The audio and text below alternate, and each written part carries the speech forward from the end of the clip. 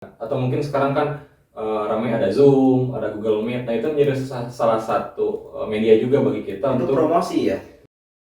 Welcome to Kamar Pergerakan.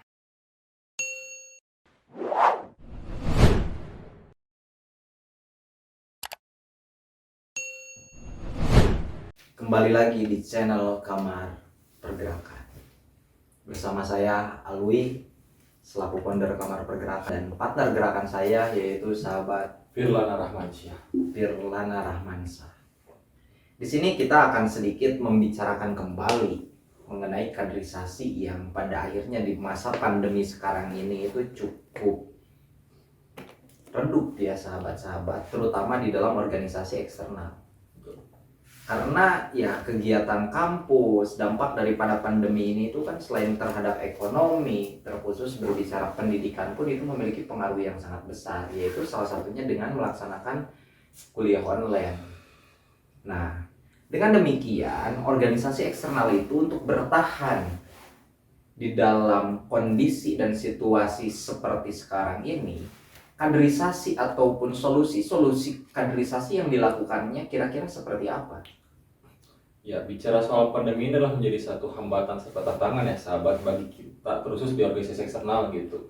Yang dimana melalui anjuran pemerintah, ada yang bicara soal ya di rumah saja Ya. dan tidak berkerumun lah seperti itu. Ya, ini menjadi salah satu tantangan bagi kita untuk melakukan kaderisasi. Nah, kaderisasi ini ya hal yang penting gitu bagi kita organisasi eksternal, karena ya memang tujuan daripada organisasi kan untuk bisa mengkader yang membentuk orang-orang atau kader-kader atau anggota-anggotanya dalam organisasi tersebut. Oke. Itu. Nah, hambatannya dengan anjuran pemerintah dan kita pun ketika melakukan kegiatan ya baik itu kaderisasi ataupun kegiatan apapun ya tetap harus mengindahkan daripada anjuran pemerintah seperti itu. Nah, kita sekarang melakukan kaderisasi ya memanfaatkan apa yang bisa kita manfaatkan, misalkan dengan misalkan dengan media sosial. Nah, itu bisa kita gunakan, atau mungkin sekarang kan ramai ada Zoom, ada Google Meet. Nah, itu menjadi salah satu media juga bagi kita Itu untuk promosi ya? Zoom, Google Meet itu promosi bukan? bukan dong. Oh. Ya, itu kan sudah dikenal khalayak, dan itu pun ya salah satu cara bagi kita, alat lah untuk kita melakukan ya, setidaknya komunikasi, Oke. kaderisasi dan lain-lain. Jadi kalau kita melihat kaderisasi melalui media, apakah itu efektif dilakukan hari ini? Ya, efektif tidak efektif itu tergantung daripada kita yang melaksanakannya gitu.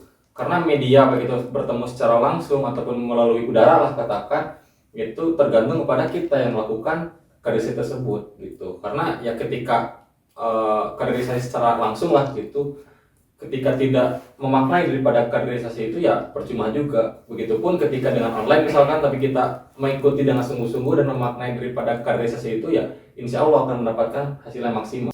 Tadi ngobrolin kaderisasi dalam konsepsi kayak gitu ya. Menurut saya itu memang bisa dikatakan sebagai salah satu solusi juga. Tapi sebelum jauh itu kaderisasi emang apa sih yang sahabat pahami secara kaderisasi sendiri? Oke, jadi saya pernah melihat kutipan Ya. dari buku Pendidikan Kritis Transformatif, dikatakan oleh Fadlur Rahman bahwasannya kurang lebih perubahan apapun harus dimulai daripada pendidikan.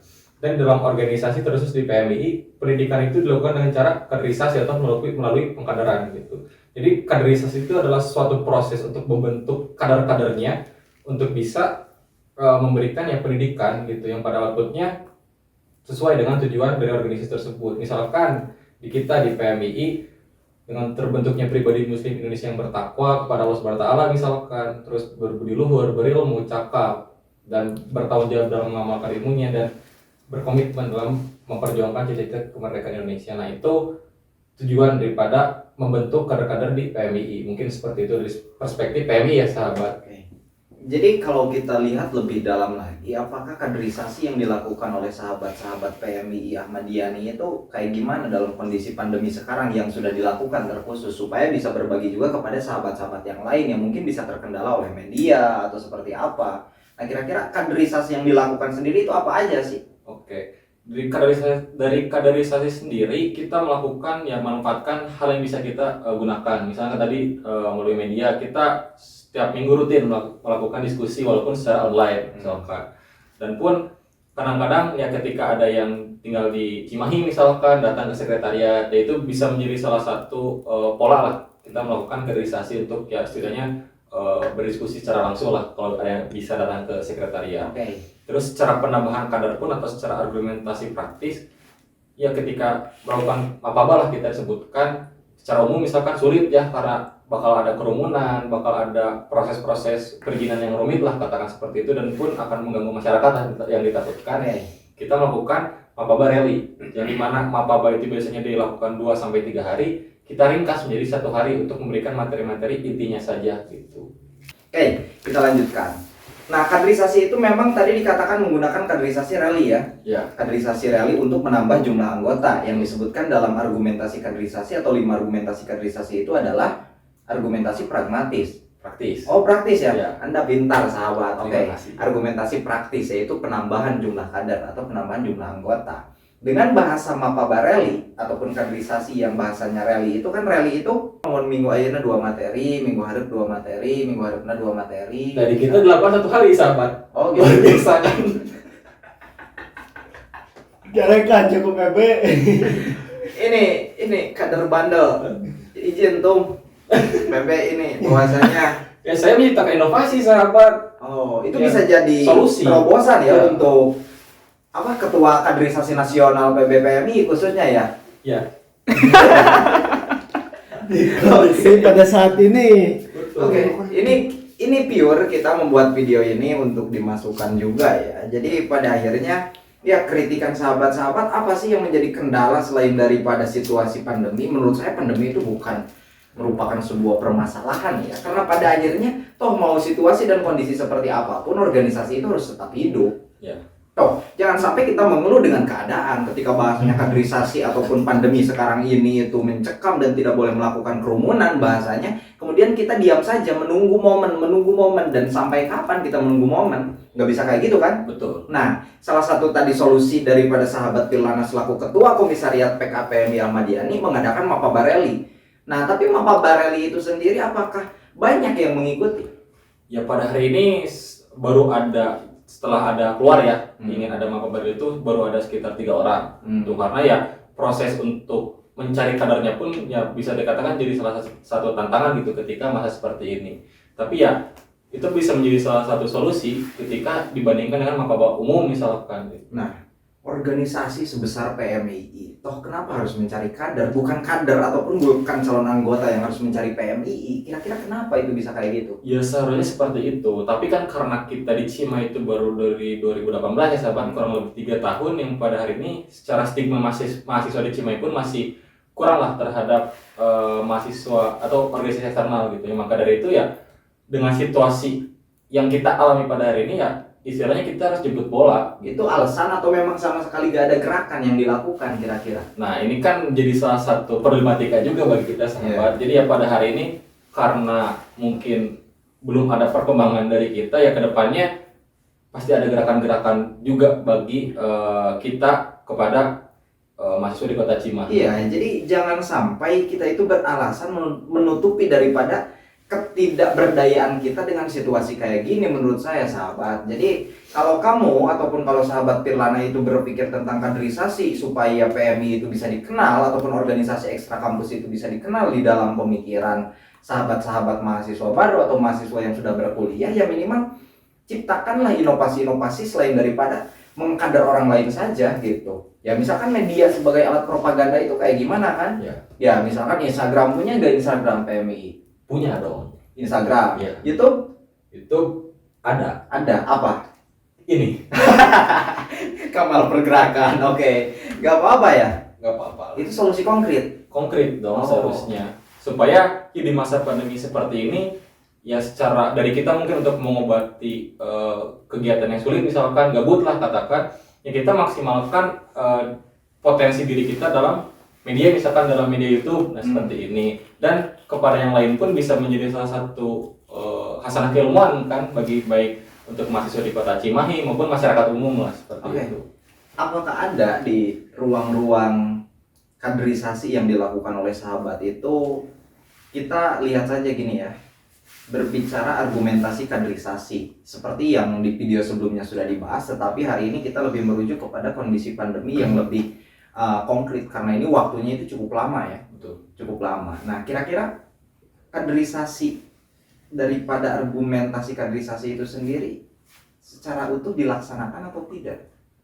Kita tetap melaksanakan karena itu tugas daripada organisasi eksternal lah khususnya yang melakukan PMI organisasi kaderisasi bukan sih? Betul, Kaderisasi. organisasi gitu. Oke. Ya ketika membicarakan tentang argumentasi gitu ya, yang pertama itu kan ada idealis atau pewarisan nilai Iya. gitu ya. Kita tetap melaksanakan pewarisan nilai-nilai itu dengan apa yang kita punya gitu, dengan hambatan yang ada juga gitu. Nah, misalkan tadi dengan media online, dengan ini pun salah satu sumber daripada pewarisan nilai dari video ini. Ketika mungkin sahabat-sahabat melihat, itu kan setidaknya bisa tahu gitu dari hasanah keilmuan yang diberikan. Oke. Nah, gitu. Tujuan daripada kita itu melakukan kaderisasi sih memperbanyak kader, kemudian mempertahankan kader yang sudah ada. Capek-capek kayak gitu itu buat apa sih menurut pandangan sahabat Tirlana? Ya ketika kita mengkader bukan untuk memperbanyak anggota saja sahabat, karena pada akhirnya ketika banyak anggota tapi tidak bisa diberdayakan kan hanya jadi ternak ya sahabat, bahasa kasarnya gitu. Ternak anggota. Ternak anggota. Terus anggota yang sudah banyak itu Nah, harus dibentuk dengan pola-pola pendidikan di dalam organisasi itu sendiri gitu. Ya baik itu dengan diskusi-diskusi, baik itu dengan gerakan-gerakan, baik itu dengan kepekaan sosial dan masyarakat. Nah, itu dalam organisasi terus di kita di PMI itu secara tidak langsung dilatih gitu. jadi proses daripada kaderisasi yang sudah dilakukan, setelah kaderisasi itu dilakukan pendidikan. Ya. Nah, pendidikannya itu apakah itu langsung kepada sosial kemasyarakatan atau lebih mendalami terlebih dahulu ruang lingkup secara organisasinya? Ya tentu tentang ruang lingkup organisasi terlebih dahulu, karena ketika kita masuk organisasi tapi kita tidak tahu organisasi yang kita ikuti itu seperti apa kan bukan ya hal yang tidak pantas lah kalau menurut saya gitu. Iyalah, Ya, namanya maka juga dari- kan di argumentasi kaderisasi di poin pertama, Betul. argumentasi idealis bahasanya, pewarisan nilai-nilai. Toh masuk organisasi gak ada nilainya? Ya maka dari itu ketika masuk ke PMI ya kita perkenalkan lebih tentang ya PMI itu sendiri, karena ya ketika gerbang awal di PMI itu kan mapaba ya, masa penerimaan anggota baru, bukan dalam artian ketika sudah mengikuti mapaba itu kita tahu PMI itu apa, seperti apa dan bagaimana gitu. Tapi kita bisa mengetahui PMI itu seperti apa ketika kita berproses di PMI itu sendiri. Maka dari itu sambil berproses sambil belajar tentang banyak hal. Oke. Lalu harapan sahabat Tirlana ya bahasanya, kenapa orang ataupun mahasiswa khususnya yang ada di kota Cimahi harus mengikuti organisasi eksternal terkhusus misalkan PMI?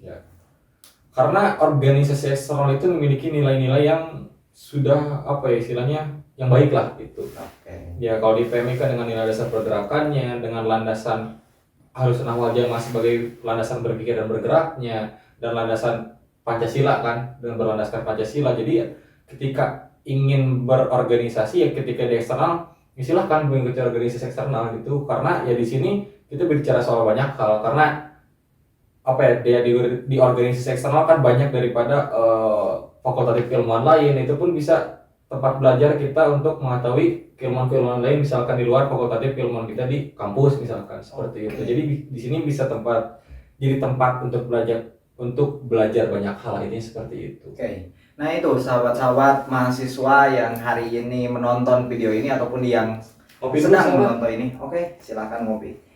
Saya nggak dikasih kopi ini. Ini berdua saja. Oh berdua, oke. Tengmen ya. Tengmen. Siap. Nggak ngerokok. Koreknya di sana. Oh koreknya di sana, kru. Mohon korek. Terima kasih. Nah itu.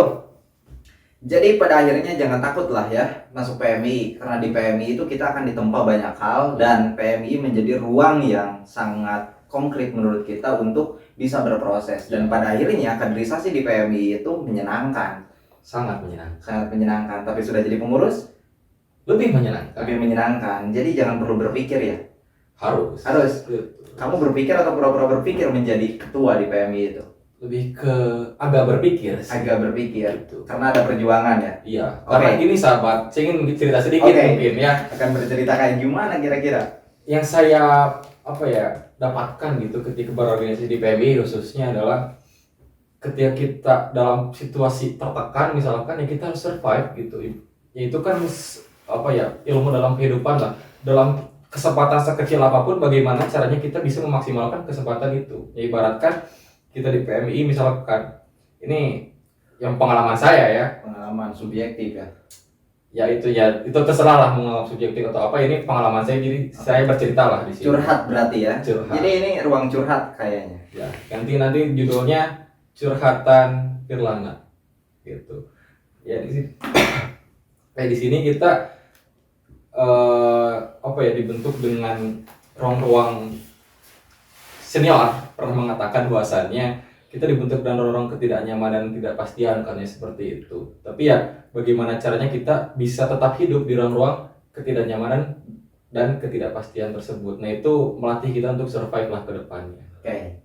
Itu sahabat, cukup sekian dulu ya untuk video kali ini karena ini. Rokok sahabat? Oke, silakan. Saya juga sambil ngerokok ini. Bisa menjadi refleksi sedikit refleksi karena ya kita berbeda-beda daerah. Kita berbeda-beda daerah, berbeda-beda kampus di sini, tapi ya intinya kita harus tetap produktif dalam kondisi dan situasi apapun. Jangan sampai pandemi sekarang ini menjadi penghalang kita untuk berkarya. Maka dari itu, teruslah hidup dan berkarya, Atau mati dalam kegelisahan, serta jadikan setiap orang sebagai guru. dan jadikan setiap tempat sebagai sekolah. Wallahul muwaffiq. Inilah komentari. Wassalamualaikum warahmatullahi Wabarakatuh. wabarakatuh. Salam pergerakan. Salam pergerakan. Terima kasih sahabat. Sama-sama ya.